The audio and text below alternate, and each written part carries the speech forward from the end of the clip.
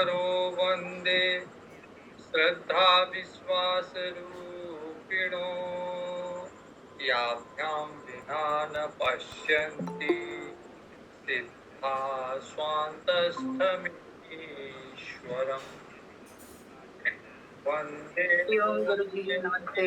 गुरुं शङ्कररूपिणम् यमाश्रितो हि वक्रोऽपि चन्द्र सर्वत्र वन्द्यते सीतारामगुणग्राम पुण्यारण्यविहारिणो वन्दे विशुद्धविज्ञानो कवीश्वर कपीश्वरो भवस्थितिसंहारकारिणी क्लेशहारिणी सर्वश्रेयस्करीं सीतां नतोऽहं रामवल्लभाम् यन्मायावशवर्ति विश्वमखिलं ब्रह्मादिदेवासुरा यत्सत्त्वादमृषैव भाति सकलं रज्जो यथा अहिर्भ्रमः यत्पादप्लवमेकमेव हि भवां बोधे स्थितिर्षावताम् वन्देऽहं तमशेषकारणपरं रामाख्यमीशं हरिम् नानापुराणनिगमागमसम्मतं यत् रामायणे निगदितं क्वचिदन्यतोऽपि स्वान्तसुखाय तुलसीरघुनाथगाथा भाषा निबंधमतिमंजुलमातनु। श्री रामचरितमानस के उत्तरकांड में भगवान शिव ने राम कथा का समापन किया और भगवान शिव माँ पार्वती जी को कह रहे हैं कि देवी, मैंने आपसे भगवान राम के चरित्र का वर्णन जैसा आपने जानना चाहा वैसा मैंने वर्णन किया। अब इसके उपरांत यदि आपकी कुछ और इच्छा है जानने की तो आप पूछ सकती हैं। माँ पार्वती जी ने कहा कि प्रभु, आपने जो राम कथा कही उससे मेरे सारे संशय मोह जाते रहे और अब प्रभु के चरण में, प्रभु श्री राम के चरण में मेरे मन में एक विशेष भक्ति है, विशेष प्रेम है। लेकिन आपने जो ये कहा कि ये कथा मैंने काकभूषुंड जी से सुनी, तो अब मुझे ये बताइए कि काकभूषुंड जी ने इतनी दुर्लभ भगवान की भक्ति कैसे प्राप्त की, क्योंकि मनुष्यों के लिए भी बड़ी अति दुर्लभ है ये भगवान की भक्ति। तो काकभूषुंड जी ने 22 तन में, कौवे के तन में, शरीर में कैसे इस भक्ति को प्राप्त किया और फिर आप कैसे, आपका मिलन कैसे हुआ, आपने कब सुनी उनसे कथा, और फिर गरुड़ जी का मिलन कैसे हुआ। गरुड़ जी क्योंकि प्रभु के निकट निवासी है, तो वो तो प्रभु की सारी लीला वैसे ही जानते हैं, तो उनको क्या आवश्यकता हुई कि वो जाके काकभूषुंड जी से कथा सुन रहे हैं। भगवान शिव कहते हैं कि देवी, आपके ये जो प्रश्न है यही प्रश्न गरुड़ जी ने जाके काकभूषुंड जी को कहे, ये काकभूषुंड जी से। तो अब मैं आपको वही प्रसंग सुनाऊंगा जो काकभूषुंड जी कह रहे हैं गरुड़ जी के प्रति। मैं पढ़ रहा हूँ उत्तरकांड में 55 नंबर दोहा। ऐसी प्रश्न विहंगपति की निकाग सन जाय, सो सब सादर कहिहूँ सुनहूँ उमा मन लाय। अब कोई प्रसंग में कहूंगा, मन लगा के आप सुनिए। मैं जिमि कथा सुनी भव मोचनी, सो प्रसंग सुन सुमुखी सुलोचनी। भगवान कहते हैं कि मैंने जिस तरह कथा सुनी, अब पहले मैं वो बता देता हूँ कि मैं काकभूषुंड जी के पास गया और मैंने उनसे राम कथा सुनी। तो पूर्व जन्म की बात है। प्रथम दक्ष तव अवतारा, ग्रह तव अवतारा। आप दक्ष के यहाँ अवतार लिया था, सती के रूप में आप थी, और आपने दक्ष के यज्ञ में योगाग्नि से अपने शरीर को भस्म कर लिया था। आपके वियोग में मैं बड़ा दुखी हो गया था, और फिर मैं वैराग्य के भाव से वन वन भटकता था। सुंदर बन गिरि सरित तड़ागा, को तुक देखत फिरहूं बेरागा। वैराग्य में मैं पहाड़ों में, नदियों के पास, पहाड़ों में जगह जगह घूमता था। तो घूमते घूमते एक स्थान पे मैं गया, गिरि सुमेर उत्तम दिशि दूरी। दूर उत्तर दिशा में काफी दूर एक सुमेर गिरी है, नील सेल एक सुंदर भूरी। और वहां पे नील नील पर्वत है वहां पे। तासु कनकमय शिखर सोहाए, और उसके ऊपर कनकमय स्वर्ण की तरह वहां का शिखर है। चारि चारु मोरे मन भाए। तो ये मेरे मन में भा गया। ये नीलगिरी, सुमेरु पर्वत, नील सैल और ये कनक, ये स्वर्णमय जो चार शिखर है, वो मेरे को मन में भा गए। ये जो स्थान बता रहे हैं, आज भी हिमालय में ये स्थान है। दो दो रास्ते से जा सकते, दुर्लभ स्थान है, अभी भी हर कोई नहीं जा पाएगा। कोई रास्ता बना हुआ नहीं है, लेकिन दो तरफ से जा सकते हैं। यहाँ पे काकभूषुंड जी ताल बोलते हैं अभी भी। और एक रास्ता जाता है हेमकुंड साहिब। तो हेमकुंड साहिब जाते हैं तो उसके बीच में से एक रास्ता जाता है, एक नाले के पास से, एक नदी के पास से। तो वहां से ये स्थान जा सकते हैं। और एक रास्ता विष्णु प्रयाग से, विष्णु प्रयाग के ऊपर 3-4 किलोमीटर ऊपर एक गांव है, और उसके आगे फिर घोर जंगल है। एक बहुत बड़ा पर्वत है, उसको पार करके फिर घोर जंगल है, उसमें जाके फिर 3-4 दिन वन क्षेत्र में चलना पड़ता है, जंगल में, तब जाके ये स्थान आता है। तो कई लोग जाते हैं, कई जैसे ग्रामीण वाले, वहां के आसपास के गांव वाले जाते हैं इस स्थान पे, अभी भी करते हैं। कि बहुत सारे पक्षी आते हैं वहां पे, जैसे गरुड़ जी आदि ये पक्षी आ रहे हैं काकभूषुंड जी के पास। तो अभी भी पक्षियों के बहुत सारे पंख मिलते हैं वहां पे। कहते हैं कि पक्षी लोग अपने अंतिम समय में वहां आते हैं। मोक्ष जो मोक्ष की प्राप्ति के लिए पक्षी बहुत सारे आते हैं, तो बहुत सारे पंख बिखरे हुए मिलते हैं पक्षियों के। और ये जो काकभूषुंड ताल है, गांव वालों की मान्यता ऐसी है कि अगर वहां पे गलती से कोई जैसे चप्पल लेके चला जाए, या कोई भी उसमें काकभूषुंड ताल में के पास में भी कोई अगर थूक भी दे, कुछ भी कर दे, तुरंत बारिश हो जाती है वहां पे।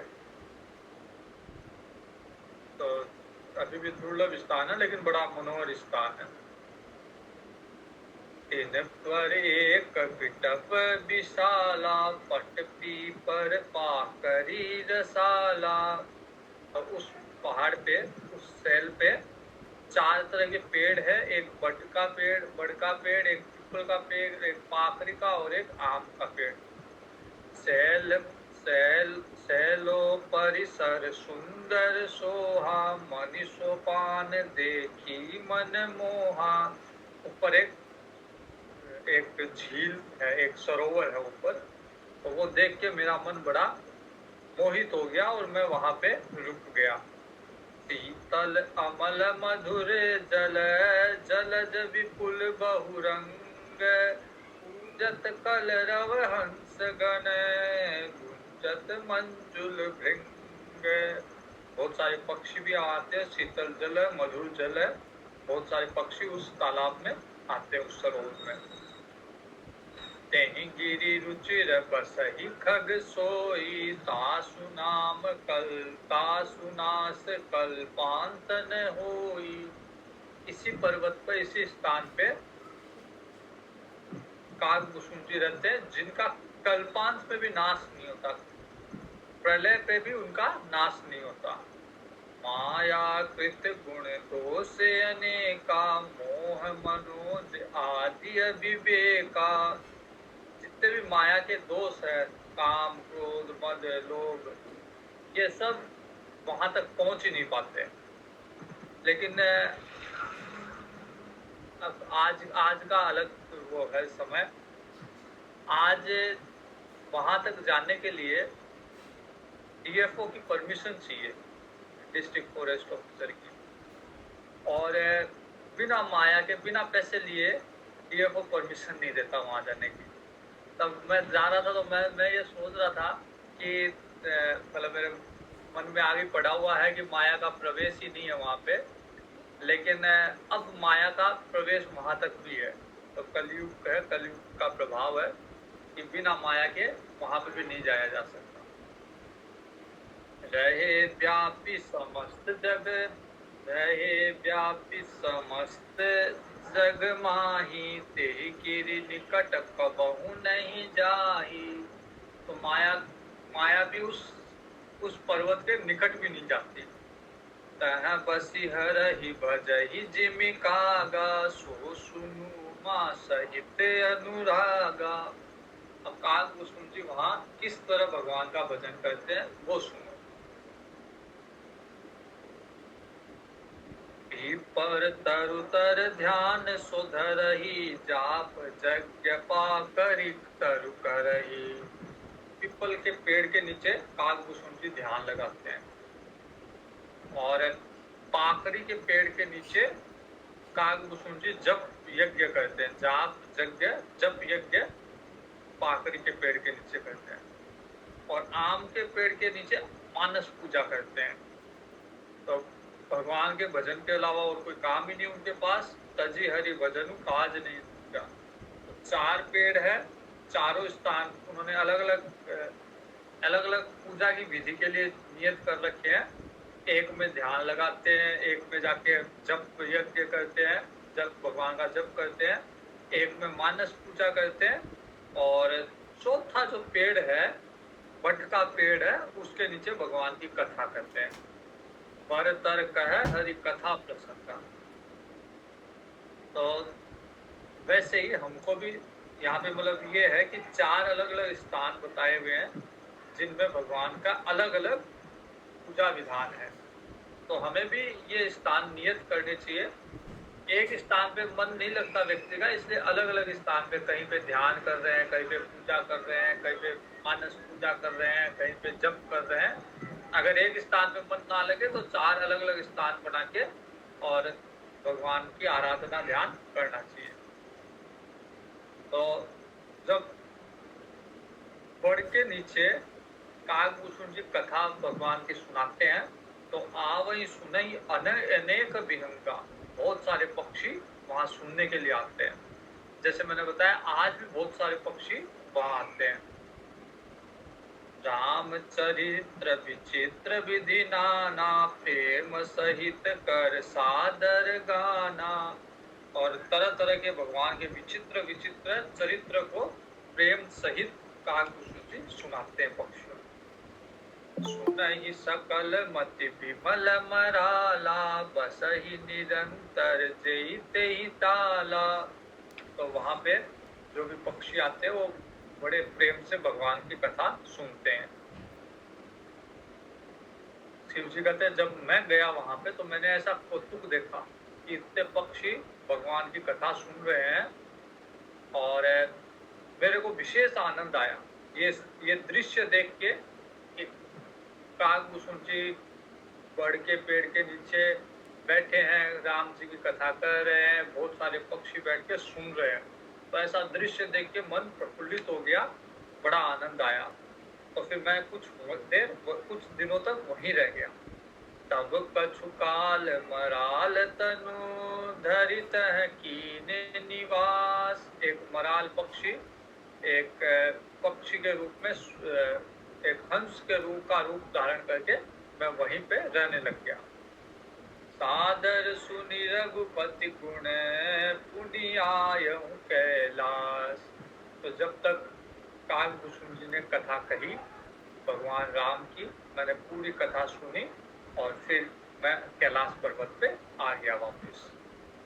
तो अब ये प्रसंग मैंने कह दिया कि कैसे मैं कालभूषण जी के पास जाके मैंने भगवान की कथा उनसे सुनी।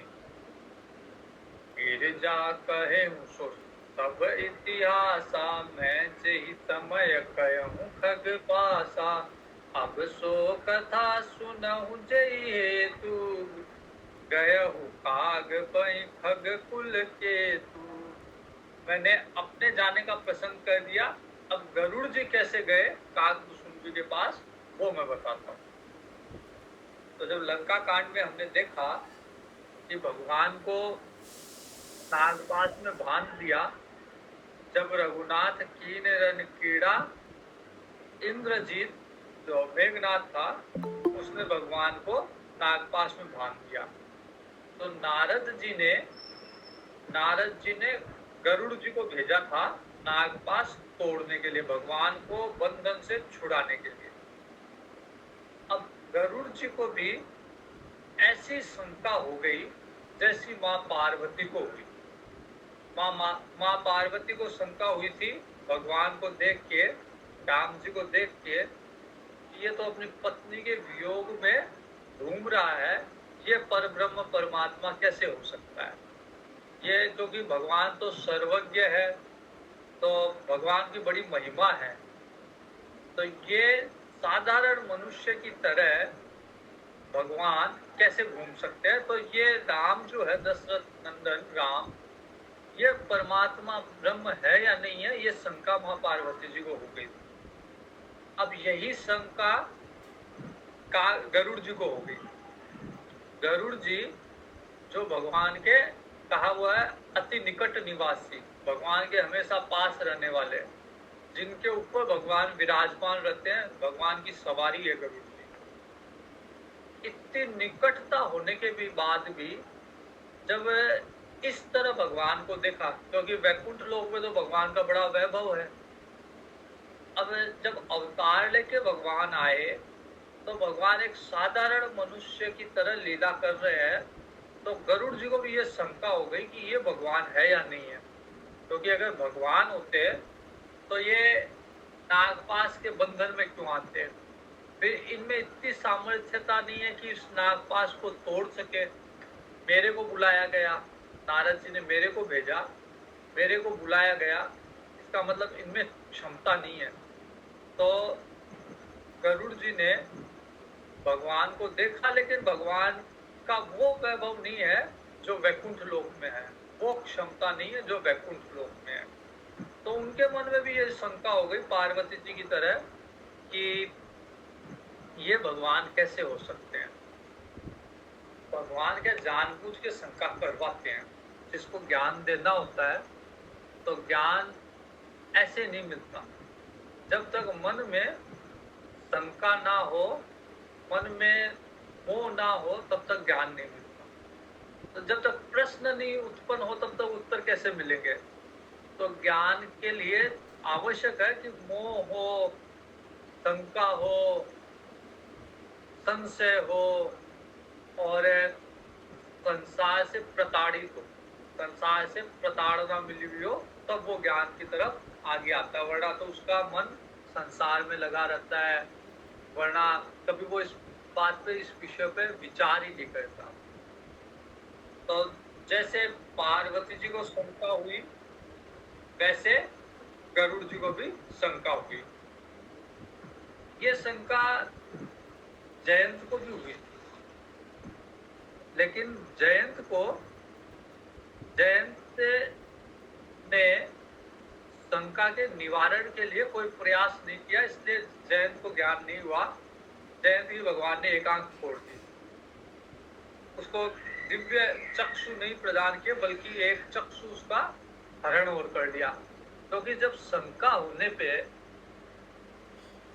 जैन को ये शंका हुई थी कि जब भगवान राम माँ सीता के लिए वन में कुछ पुष्प के गहने बना रहे थे, तो जैन को लगा कि ये तो श्रृंगार रस में डूबे हुए हैं, ये परब्रह्म परमात्मा कैसे हो सकते हैं। शंका होना कोई अपराध नहीं है, लेकिन उस शंका के लिए सही दिशा में उस शंका के निवारण के लिए प्रयास नहीं किया, बल्कि उसके परीक्षण के लिए जाके सीता जी के पैरों में चोंच की मारी। तो जब इस तरह की शंका हो, संशय हो, तो कहीं किसी के आज जैसे माँ पार्वती जी भगवान शिव के आश्रित रह के भगवान शिव से ज्ञान, गुरु के रूप में भगवान शिव से ज्ञान प्राप्त किया।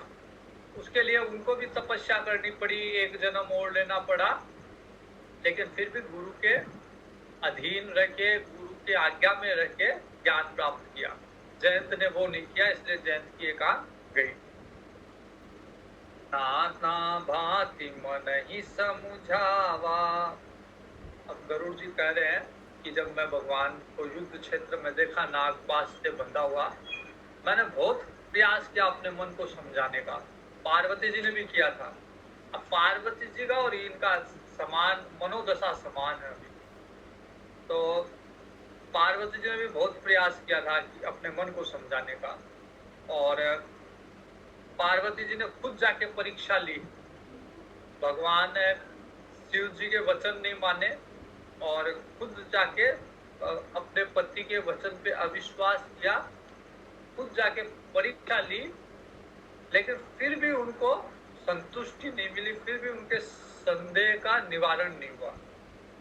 यहाँ पे गरुड़ जी भी कहते हैं कि मैंने अपने मन को वहां पे उस प्रसंग में एक बात है कि मतलब जब मन बड़ा विचलित होता है तब उस विचलित मन में बोध नहीं उत्पन्न होता। जब मन में ज्यादा उथल पथल होती है तो उस समय उसमें बोध नहीं आता। तो गरुड़ जी भी कहते हैं प्रगट न ज्ञान हृदय भ्रम छावा। जब मन में भ्रम आवृत रहता है, बहुत ज्यादा मन विचलित रहता है, बहुत ज्यादा संशय भ्रम रहता है, तो प्रगट न ज्ञान नहीं आता, बोध नहीं आता। उस समय बोध के लिए, ज्ञान के लिए आवश्यक है कि मन शांत रहे। पहले जब तक मन शांत नहीं रहेगा तब तक ज्ञान आएगा नहीं, उस मन में उतरेगा नहीं ज्ञान। तो ज्ञान को प्राप्त करने के लिए मन का शांत होना आवश्यक है। गीता जी अभी हम लोग कर रहे थे, तो गीता जी के अंत में यही आया कि उसको गीता जी नहीं सुनानी चाहिए जिसके भक्ति ना हो और जिसने पर्याप्त तपस्या ना की हो। जीवन में पर्याप्त मात्रा में तपस्या नहीं की हो, उसे गीता जी पढ़ना नहीं चाहिए, उसका कोई लाभ नहीं मिलेगा उसको। वैसे ही जब तक पर्याप्त साधना, पर्याप्त भक्ति ना हो, तब तक ज्ञान उसके हृदय में प्रवेश नहीं करता और उल्टा असर होता। उल्टा असर क्या हुआ? खेद खिन्न मन तरक बढ़ाई। जब मन खिन्न होता है, मन में अवसाद होता है, तो तरह तरह के कुतल कोल करता है व्यक्ति। भयहु मोह बस तुम्हारी ही नाई। शिव जी कहते जैसे तुम्हारे में मोह था, गरुड़ जी में वैसे मोह हो गया था। व्याकुल गयहु देव ऋषि पाही। अब पार्वती जी भी नारद जी के, जैसे नारद जी ने बताया उसी मार्ग पे चल के पार्वती जी ने भी तपस्या की थी। तो नारद जी संत स्वरूप है, तो संत जो मार्ग बताए उस मार्ग पे ही चलना। अगर संशय हो तो अपने मन से नहीं, जो कोई संत बताए, साधु बताए, उस रास्ते में चलने से उस संशय का निवारण हो जाता है, भगवान के वास्तविक स्वरूप का परिचय हो जाता है। तो यहाँ पे भी गरुड़ जी को भी नारद जी मिले। तो नारद जी, जब कोई व्यक्ति भक्ति मार्ग में आगे चलता है तो नारद जी या नारद जी के जैसे नारद जी कोटि के अन्य संत, वो उसको आगे बढ़ाते हैं भक्ति मार्ग। ध्रुव जी को नारद जी ने आगे बढ़ाया, प्रहलाद जी को तो नारद जी ने गर्भ अवस्था में अपने आश्रम में लाके रख लिया, और प्रहलाद जी का तो जन्म ही नारद जी के आश्रम में हुआ। ध्रुव जी जब निकले थे तो उनको मंत्र नारद जी ने दिया। तो देव ऋषि नारद जी, जो भी व्यक्ति भक्ति मार्ग में आगे चल रहा है, देव ऋषि नारद जी भक्ति के आचार्य हैं, तो वो भक्ति का ज्ञान करवाते हैं। और नारद जी ने भागवत में प्रतिज्ञा ले रखी है कि भक्ति का कली काल में भक्ति का प्रचार करूंगा, जने जने ग्रहे ग्रहे, जन जन में, घर घर में भक्ति का प्रचार करूंगा। तो नारद जी का लक्ष्य मिशन यही है, इसलिए नारद जी जो भी भक्ति में आगे बढ़ता है उसको और आगे बढ़ाते हैं। तो गरुड़ जी गए, नारद व्याकुल गया हूँ देव ऋषि पाही। तो इस तरह का जब संशय हो तो किसी संत की शरण में जाना चाहिए। देव ऋषि के पास गए गरुड़ जी, कहे सी जो संशय निज मन माई, अपने मन का संशय बताया। तो ये शंका नहीं करनी चाहिए कि मैं इतना बड़ा गरुड़ जी हूँ, भगवान का निकट निवासी हूँ, इस तरह का संशय मैं कैसे नारद जी के सामने रख सकता हूँ। तो जब भी किसी तरह का संशय हो, साधु के सामने, संत के सामने हृदय को खोल के रख देना चाहिए। सुनी नारद ही लागी अति दाया, नारद जी को बड़ी दया आई गरुड़ जी पे। सुनु खग प्रबल राम के माया, नारद जी समझ गए, नारद जी बोल रहे कि इसमें तेरा दोष नहीं है गरुड़ जी, आपका कोई दोष नहीं है। भगवान की माया इतनी प्रबल है कि बड़े बड़े के मन में संशय उत्पन्न कर देती है। तो ज्ञानी ही कर चित्त अपहरहि, ज्ञानियों के चित्त को अपहरण कर लेती है माया। बरियाई विमोह मन करही, मन को जबरदस्ती मोहित कर लेती है। जही बहु बार न चावा मोही, सोई व्यापी विहंग पति तोही। और ऐसा नहीं है कि आपको ये माया लगी है, बहुत बार मेरे को भी नचाया इस माया ने। तो कोई भी कितना ही बड़ा वो हो, लेकिन माया का जब प्रभाव होता है तो सब उसमें उस माया के प्रभाव से नाचने लग जाते हैं। नारद जी जब जा रहे थे, नारद जी जब तपस्या में बैठे थे, तो उनको भी ये अहंकार उत्पन्न हो गया कि मैंने काम को जीत लिया, क्रोध को जीत लिया। फिर नारद जी चील निधि राजा की राजधानी में, जो कि माया के का बनाया हुआ था, वहां पहुंचे तो विश्व मोहिनी को देख के नारद जी मोहित हो गए। और वहां पे जब विश्व मोहिनी का चिंतन रहा, उस समय नारद जी कहते हैं कि कोई जप तप नियम उस समय नहीं हो सकता। उस समय तो एक ही मन में विचार चलता है कि कैसे इसका वर्ण करूं। तो इस तरह नारद जी को भी माया ने खूब नचाया है। तो नारद जी कह रहे हैं कि आपको ही नहीं लगी ये माया, इसने मेरे को भी नचाया है। महामोह उपजा उर तोरे, मिटहि न बेगी कहे खग मोरे। अब ये महामोह उत्पन्न हो गया आपको। भगवान के विषय में जब मोह उत्पन्न हो जाए, संशय उत्पन्न हो जाए कि भगवान है या नहीं है, भगवान जो अवतार लेके आए हैं वो भगवान है या नहीं है, और उससे भी बढ़कर सबके हृदय में भगवान है या नहीं है, मेरे अंदर भगवान है या नहीं है, तो इस तरह का जब संशय उत्पन्न हो, ये महामोह है। वास्तव में सबसे बड़ा मोह यही है। मिट ही न बेगी कहे खग मोरे। अब नारद जी कहता है कि नारद जी कह रहे हैं कि ये जल्दी से मिटने वाली नहीं है, मेरे कहने पे मैं कर दूंगा, लेकिन ये मिटने वाली नहीं है, महामोह है। कई बार जैसे मेरे से भी कोई कुछ पूछता है तो फिर मेरे को लगता है कि अभी इसका मन जो है विचलित है, मोह छाया हुआ है, कभी माया, कभी मतलब पुत्र का मोह छाया हुआ है या धन का मोह छाया हुआ है। तो फिर लगता है कि अभी मेरे कर मैं कितना ही समझा लूं, लेकिन अभी असर नहीं होगा। मतलब जब व्यक्ति के मोह चरम पे होता है, चाहे पुत्र विषयक हो, चाहे धन संपत्ति विषयक हो, तब तब वो किसी की सुनता नहीं है। तो सामने लगता है कि ये गलती कर रहा है, लेकिन फिर भी उसको कहने का कोई फायदा नहीं रहता। इसलिए नारद जी भी कहते हैं कि सोई सोई मिटे ही न बेगी कहे भग मोरे। मेरे कहने से मिटेगी नहीं और जल्दी से नहीं मिटेगी। तो कुछ संशय कुछ समय के हिसाब से मिटते हैं। मतलब आपके मन में संशय उत्पन्न हो गया, तुरंत निराकरण नहीं होता उसका, कुछ समय लगता है उसके निराकरण में।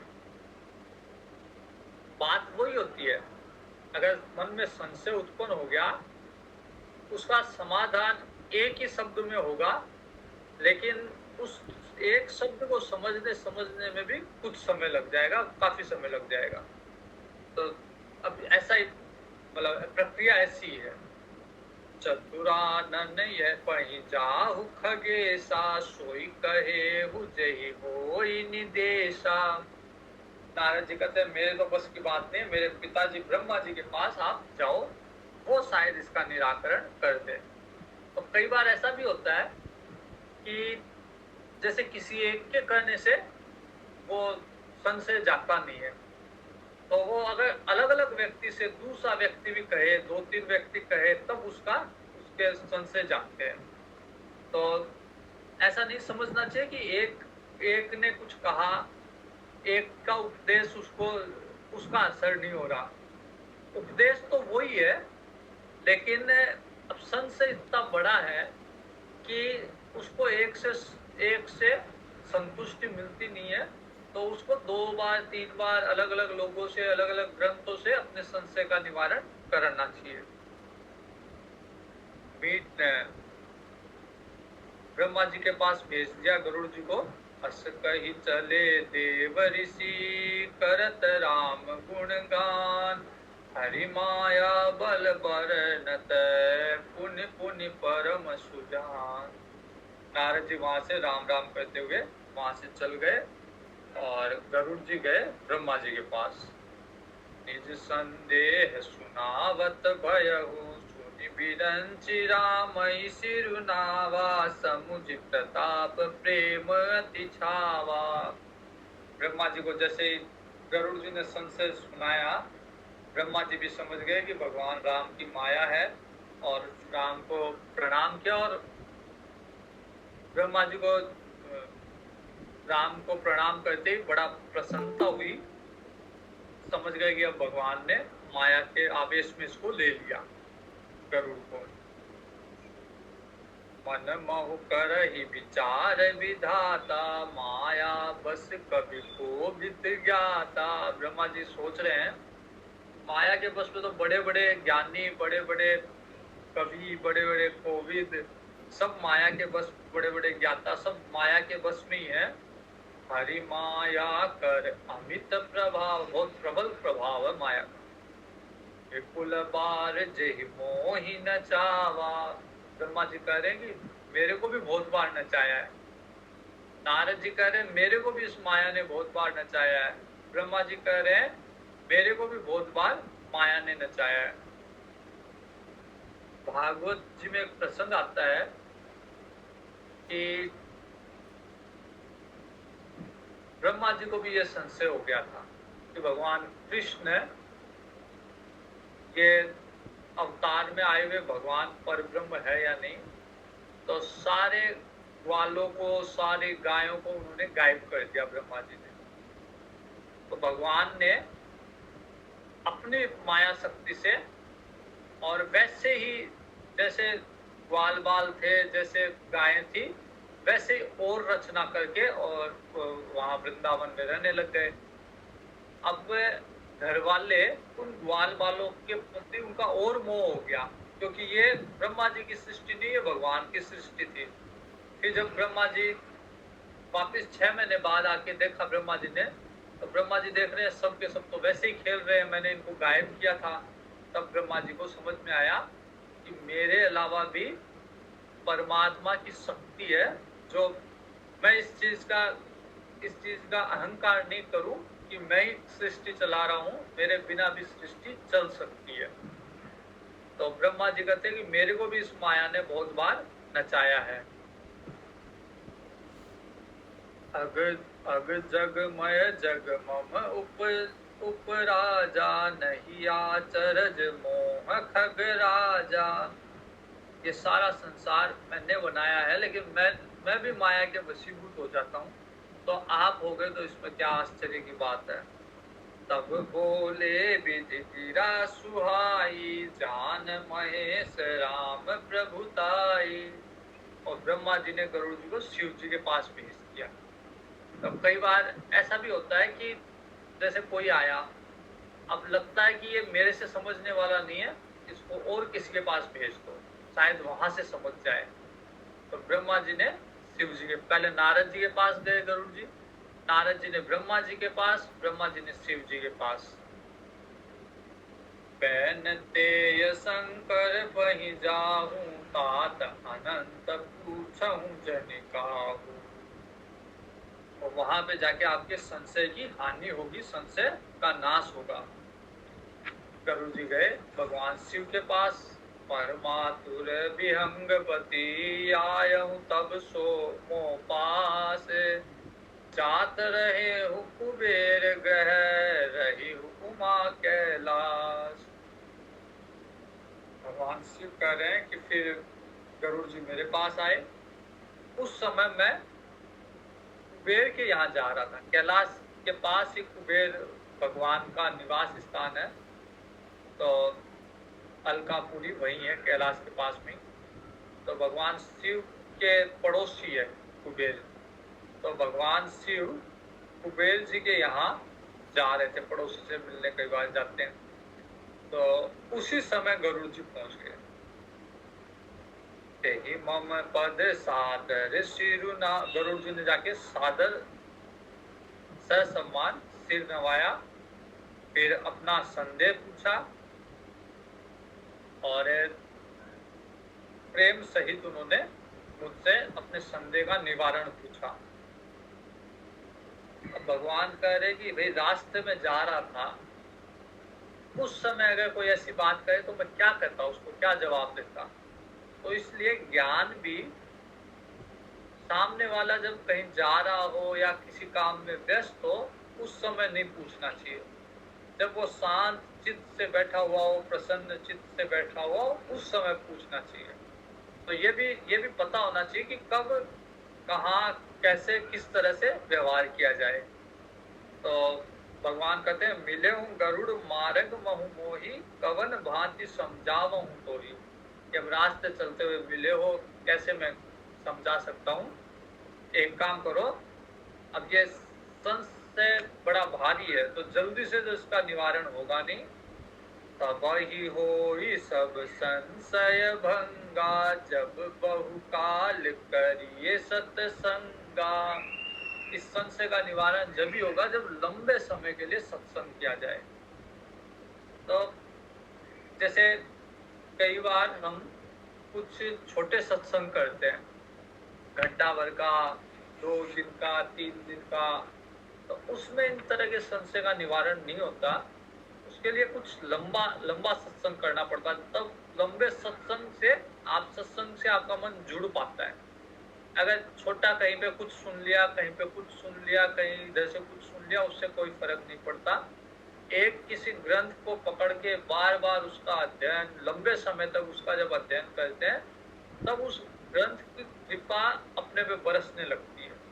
तब वो ग्रंथ कृपा करता है और फिर ये संशय सारे इनका हास होता है, इनकी हानि होती है। अन्यथा इधर उधर से थोड़ा बहुत सुनने से थोड़ी देर के लिए मन शांत हो भी जाएगा, तो भी उसका दीर्घकालीन असर नहीं होगा।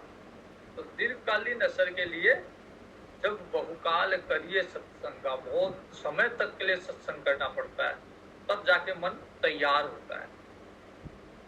अब यहाँ पे एक संशय ये हो सकता है कि कई जगह ये कहा गया है कि सत्संग तो एक घड़ी का भी, एक से भी आधी, आधी से भी पुनियाद। तो सत्संग तो 1 घड़ी का भी हो, उसी में कल्याण हो जाता है। तो फिर यहाँ पे क्यों कहा गया है कि "दबई होई जब बहुकाल करिए सत्संग का"।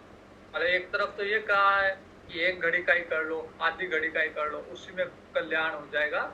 और दूसरी तरफ ये कहा है कि बहुकाल करना पड़ेगा, बहुत समय तक करना पड़ेगा।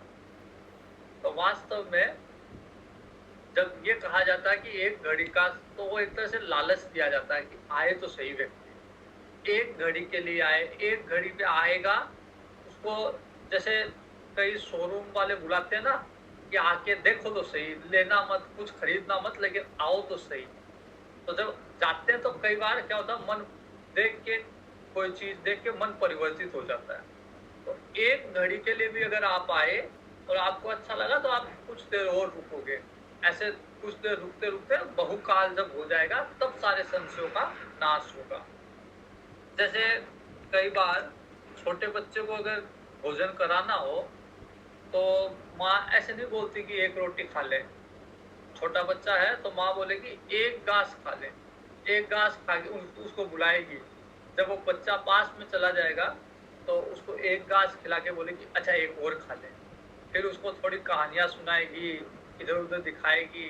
फिर वो जब कहानियों में व्यस्त हो जाएगा बच्चा, तो उसको सारी 1 रोटी खिला देगी।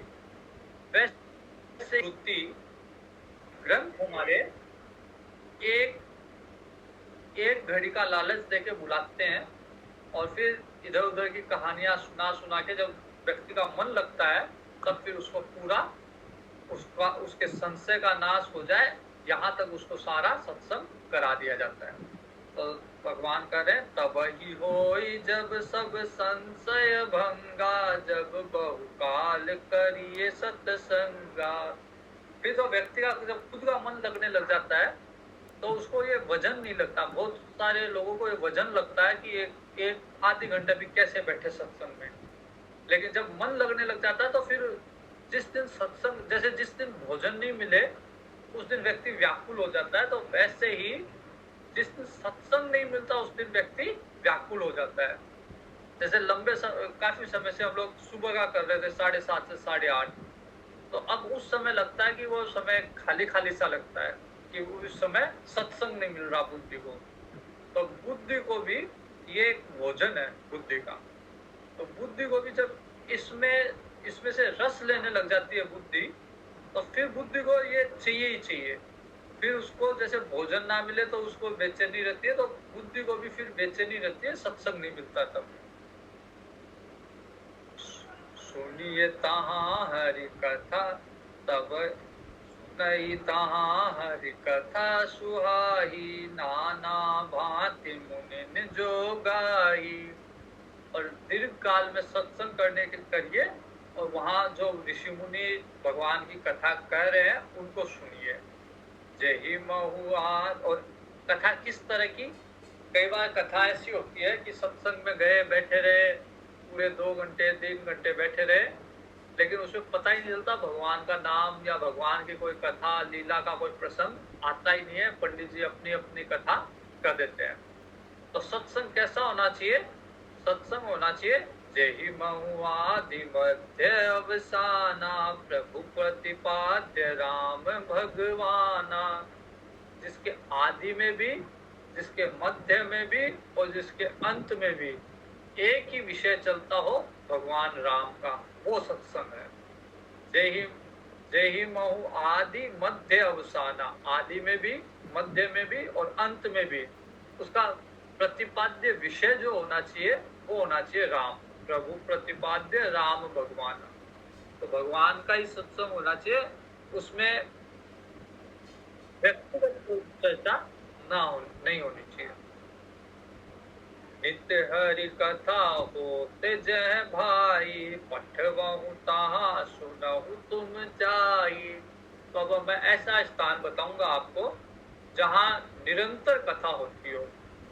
जैसे मान लीजिए किसी को सत्संग सुनना हो, तो आप ये कर सकते हो कि शाम को 8-9 से 10 हम लोग सत्संग करते हैं, तो इस चैनल पे इस लिंक से वहाँ निरंतर कथा होती है, वहाँ आप सुन सकते हो। तो भगवान शिव को भी ये ध्यान था, क्योंकि भगवान शिव ने भी पहले सुन रखी थी कागभूषण जी के पास, तो भगवान शिव भी रेफर कर रहे हैं उनका गरुड़ जी को वहां का पता बता रहे हैं कि आप वहां जाके कागभूषण जी कथा करते हैं, निरंतर करते हैं, तो वहां जाके उनसे सुन लीजिए। जय नित्य हरि कथा होते जय भाई, उस जगह भेजूंगा जहाँ भगवान की कथा होती है, नित्य होती है। जाहि सुनत सकल संदेहा, राम चरण होहि अति नेहा। उस कथा को सुन के आपके संदेह का नाश होगा और भगवान के चरणों में प्रीति उत्पन्न होगी। बिनु सत्संग न हरि कथा, तेहि बिनु मोह न भाग, मोह गए बिनु राम पद, होई न दृढ़ अनुराग। तो जब तक मन में संशय होता है, तब भगवान के चरणों में प्रीति नहीं होती। जैसे माँ पार्वती जी को भी संशय था, तो भगवान के चरणों में प्रीति नहीं थी, अविश्वास था। जब भगवान शिव ने शिव गीता का उपदेश दिया, उसके तुरंत बाद पार्वती जी वहीं करती है, अब मेरा संशय का नाश हो गया। शिव गीता के सुनने से, शिव जी का दिया हुआ ज्ञान सुनने से माँ पार्वती कहती है कि मेरे संशय का नाश हो गया और अब भगवान राम के चरणों में प्रीति है, अब कथा कहो। तो कथा सुनने का रस तभी आता है। एक बार बीच में आया था कि अगर कोई रामचरितमानस नहीं सुन रहा, उसकी रुचि उत्पन्न नहीं हो रही, इसका मतलब उसमें रस विशेष जाना ही नहीं, उसमें क्या विशेष रस है ये जाना ही नहीं। तो कथा का विशेष रस तब तक व्यक्ति नहीं जान सकता जब तक उसके संशय बने हुए हैं। जब संशय का ह्रास हुआ, हानि हुई और भगवान के चरणों में प्रीति हुई, फिर कथा में मन लगता है। तो जब तक भगवान के चरणों में प्रीति नहीं है, तब तक कथा में मन नहीं लगता। तो बिनु सत्संग न हरि कथा, तेहि बिनु मोह न भाग। बिना सत्संग के, बिना भगवान की कथा के मोह नहीं जाता। मोह गए बिनु राम पद, होई न दृढ़ अनुराग। और जब तक मोह रहता है, भगवान के चरणों में अनुराग नहीं होता। तो वहां पार्वती जी तुरंत कहती है कि अब मेरा मोह चला गया, भगवान के चरणों में अनुराग उत्पन्न हुआ है, इसलिए मैं कथा के अधिकारी हूँ, अब कथा कहिए। और मिलहि न रघुपति बिनु अनुरागा। जब तक प्रेम नहीं हो, भगवान मिलेंगे नहीं। किए जोग तप ज्ञान विरागा। कितना ही वैराग्य हो, कितना ही ज्ञान हो, कितने ही योग कर लियो आपने, जब तक प्रीति नहीं है भगवान के चरणों में, भगवान मिलेंगे नहीं। उत्तर, अब पता बता रहे हैं कि कहाँ जाओ। उत्तर दिशि सुंदर गिरि नीला, तह रह काग कुसुंडी सुशीला। उत्तर दिशा में, हिमालय में, नीलगिरी पर्वत में कागभूषुंडी रहते हैं, वहां आप जाओ। वहां नित्य भगवान का सत्संग होता है, उसको सुनने से आपके संशय चले जाएंगे। राम भगति पथ परम प्रवीणा, ज्ञानी गुण ग्रह बहुकालीना। कागभूषुंडी जी भगवान के भक्ति पथ में प्रवीण है, मतलब भगवान के भक्त है और ज्ञानी भी है। तो भक्त होना भी जरूरी है और उपदेश देने के लिए ज्ञानी होना भी जरूरी है। केवल भक्त अपने चरित्र से भले ही सिखा दे, लेकिन उपदेश देके नहीं सिखा सकता। तो भक्त होना जरूरी, ज्ञानी होना जरूरी। ज्ञानी भी है और हर तरह के गुण भी है उनमें। ज्ञानी गुण ग्रह और बहुकालीना, बहुत उम्र भी है, उनको अनुभव भी है। तो जब से सृष्टि, उनका कोई अंत तो होता नहीं है, कल्पांत में एक कल्प से दूसरा कल्प, लेकिन वो बने रहते हैं कागभूषण के। तो इसलिए बहुत उम्र हो गई उनकी। तो अनुभव भी आवश्यक है, भक्ति भी आवश्यक है, ज्ञान भी आवश्यक है और गुण का होना भी आवश्यक है प्रवचन करने के लिए। और जिनके पास जाके हम शरणागति कर सके, ऐसे व्यक्ति के लिए वेदांत की भाषा में कहेंगे तो ब्रह्मनिष्ठ और श्रोत्रिय और ब्रह्मनिष्ठ होना चाहिए गुरु। श्रोत्रिय मतलब उसको वेद शास्त्र का ज्ञान भी होना चाहिए, उसकी वो व्याख्या समझा भी सके। और ब्रह्मनिष्ठ, ब्रह्म में उसकी निष्ठा होनी चाहिए, ब्रह्म को उसने जान लिया हो। तो ब्रह्मनिष्ठ और श्रोत्रिय, तो यहाँ पे भी क्या कहा गया है कि भक्त होना चाहिए, सारे गुण होने चाहिए, ज्ञानी होना चाहिए और अनुभव वाला होना चाहिए। राम कथा सो कहि निरंतर, सादर सुनहि विविध विहंग पर। और काकभूषण जी बड़े प्रेम से भगवान राम की कथा करते हैं और बहुत सारे पक्षी कथा सुनते हैं। जाय सुनहु तह हरि गुण भूरी, होहि मोह जनित दुख दूरी। वहां जाके आप, गरुड़ जी को कह रहे हैं शिव जी, कि वहां जाके आप भगवान की कथा सुनो और उस कथा के सुनने से आपके संशय का नाश होगा। मैं जब ते ही सब कहा बुझाई, चले हरसि मम पद सिरुनाई। काकभूषण जी ने भगवान शिव को प्रणाम किया और भगवान शिव को प्रणाम करके काकभूषण जी चले वहां से। ताते उमान में समुझावा, रघुपति कृपा मरम में पावा। राधे राधे गुरु जी। भगवान कह रहे हैं कि राधे राधे गुरु जी। हाँ राधे राधे। मेरे चरणों में आपका कोटि कोटि प्रणाम। भगवान कह रहे हैं कि मैंने इसलिए उनको नहीं समझाया, ताते उमान मैं समझावा, रघुपति कृपा मरमु में पावा। मेरे को पता है कि भगवान कैसे कृपा करते हैं, भगवान राम की कृपा कैसे होती है ये मेरे को पता है, इसलिए मैंने गरुड़ जी को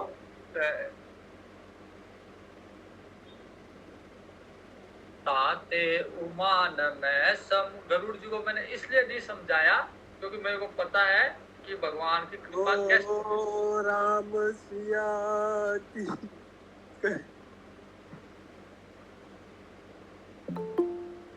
मेरे को पता है कि भगवान कृपा किस तरह से करते हैं, इसलिए मैंने गरुड़ जी को नहीं समझाया।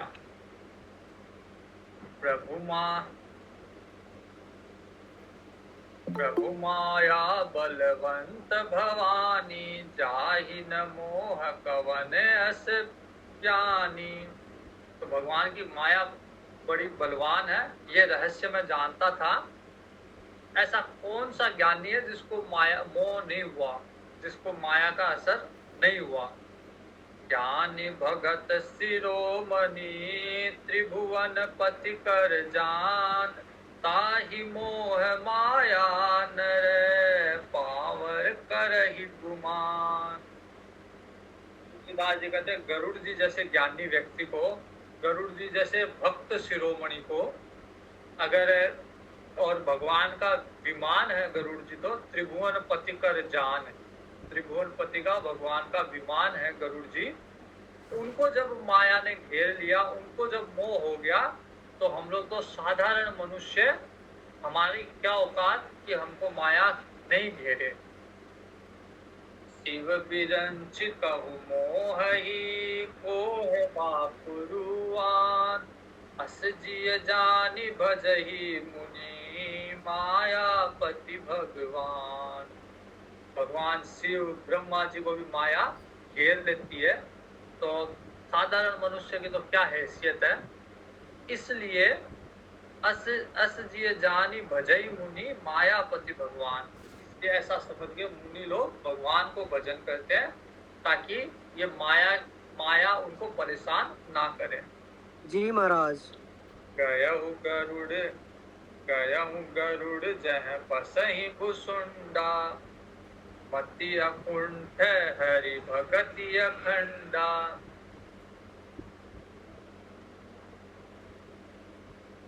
तो भगवान गया हूँ गरुड़ जह बसई भुसुंडा, गरुड़ जी अब वहां गए जहाँ काकभूषुंड जी थे। उस नील पर्वत पे, नीलगिरी पे गरुड़ जी गए। मति अकुंठ हरि भगत अखंडा। काकभूषुंड जी की मति जो है वो अकुंठ है, कुंठित नहीं है। काकभूषुंड जी की मति अकुंठित है और भगवान की अखंड भक्ति है उनमें।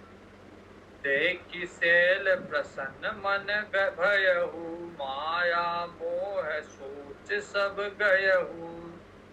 अब जैसे ही गरुड़ जी गए, काकभूषुंड जी का ओ राम सिया। तो कौन है ये?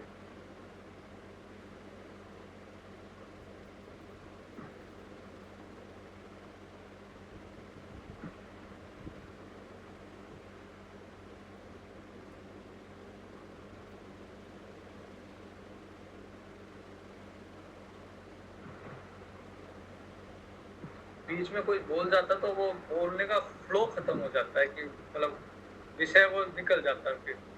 तो इसलिए बीच में मत बोला कीजिए। आपको अगर कुछ बोलना है तो पहले और अंत में बोल लिया कीजिए, बीच में, कथा के बीच में डिस्टर्ब ना करें, है ना।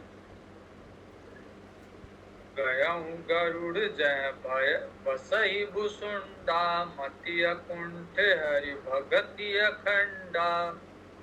तो गरुड़ जी वहां पे गए जहाँ काकभूषुंड जी का आश्रम था। देखि सैल प्रसन्न मन भयहु, माया मोह सोच सब गयहु। और जैसे ही दूर से ही वो पर्वत देखा, वैसे ही मन प्रसन्न हो गया और माया के बस जो हो रहे थे, जो उनको जो संशय था, जो सोच थे, वो सारे चले गए। कई स्थान ऐसे होते हैं, विशेषकर हिमालय में कई स्थान ऐसे हैं कि जहाँ पे जाने मात्र से आपका मन इतना शांत हो जाता है, मन से सारे विचार सब निकल जाते हैं। एक मैं जब ये यात्रा कर रहा था तो पंच केदार में से एक है मधमहेश्वर। मधमहेश्वर काफी दूर, काफी लंबा पैदल चलना पड़ता है, कोई वाहन वगैरह कुछ नहीं जाता वहां पे। और मैं पूरे दिन मतलब चल रहा था, काफी थक गया, एकदम बहुत ज्यादा थकान हो गई। लेकिन जैसे ही उस स्थान पे गया, उस दृश्य को देखा, चारों तरफ एकदम हरियाली, हरे हरे बड़े बड़े शिखर, उसके बीच में भगवान का मंदिर। तो मतलब वो दृश्य ऐसा था, वो वातावरण ऐसा था कि उसको देखते ही सारी थकान चली जाए। तो वैसे ही कई स्थान ऐसे होते हैं जहाँ जाके मन एकदम शांत हो जाता है। तो गरुड़ जी भी कहते हैं कि उस स्थान पे जाते ही मन शांत हो गया, सारे संशय चले गए। अभी काकभूषुंड जी को देखा ही नहीं, ये तो स्थान का ही प्रभाव है। करितराग मज्जन जल पाना, पट तर गया हूँ हृदय हर्षाना।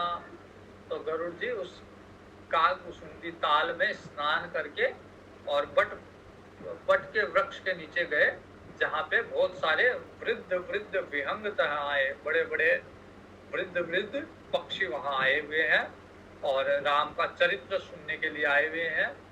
कथा आरंभ होने वाली थी कि गरुड़ जी बीच में चले गए। अब बीच में नहीं, कथा आरंभ हो जाए तो बीच में जाके कोई प्रसंग नहीं करते, जब आरंभ होने वाली है उस समय पहुंचे। तो इसलिए कहते हैं कथा आरंभ करे सोई चाहा। अभी शुरू करने ही वाले थे, तेई समय गयो खगनाहा, उस समय में पहुंच गया। मेरे को देख के सबने, क्योंकि गरुड़ जी जो है सारे पक्षियों के राजा है, तो जब राजा आए हैं, खगराज आया है, तो सब सारे पक्षी उन्होंने प्रणाम किया। काकभूषुंड जी को भी प्रसन्नता हुई कि आज तो कथा सुनने के लिए पक्षीराज स्वयं आए हैं। सारे समाज को, सारे पक्षी समाज को प्रसन्नता हुई। अति आदर खगपति कर कीना, स्वागत पूछ सुआसन दीना। आदर सत्कार से उनको एक बढ़िया आसन पे बिठाया गया, उनकी पूजा की गई। फिर काकभूषुंड जी मधुर शब्दों से कहा नाथ कृतार्थ भयहु मैं तव दर्शन खगराज। आयस देहु सो करो अब प्रभु आयहु के ही काज। कितनी विनम्रता है कालभूषण जी में। कालभूषण जी जिनके मतलब माया निकट नहीं जाती, उनके आश्रम में प्रवेश नहीं करती माया। और कितने सारे आगे हम देखेंगे कितने सारे वरदान मिले हुए कालभूषण जी को।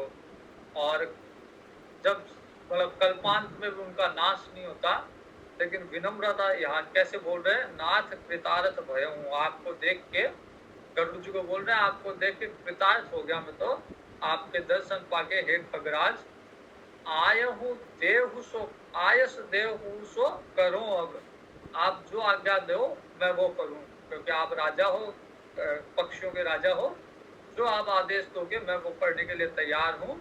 प्रभु आया हूँ के काज, किस कार्य के लिए आपका आगमन, शुभ आगमन मेरे आश्रम में हुआ है। सदा कृतारथ तू रूप तुम कह मृदु वचन खगेश। जही के स्तुति सादर निज मुख कीनि महेश।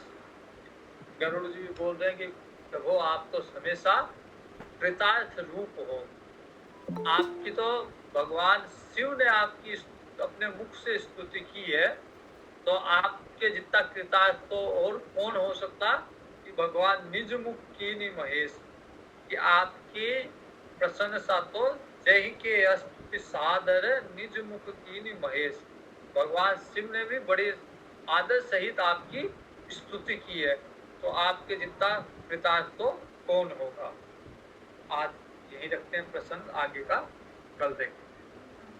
वीर मारुति गंभीर मारुति, वीर मारुति गंभीर मारुति, धीर मारुति अति धीर मारुति, धीर मारुति अति धीर मारुति। गीत मारुति संगीत मारुति, गीत मारुति संगीत मारुति, दूत मारुति रामदूत मारुति, दूत मारुति रामदूत मारुति। भक्त मारुति परम भक्त मारुति, परम भक्त मारुति, परम भक्त मारुति। हरि ओम जी, धन्यवाद।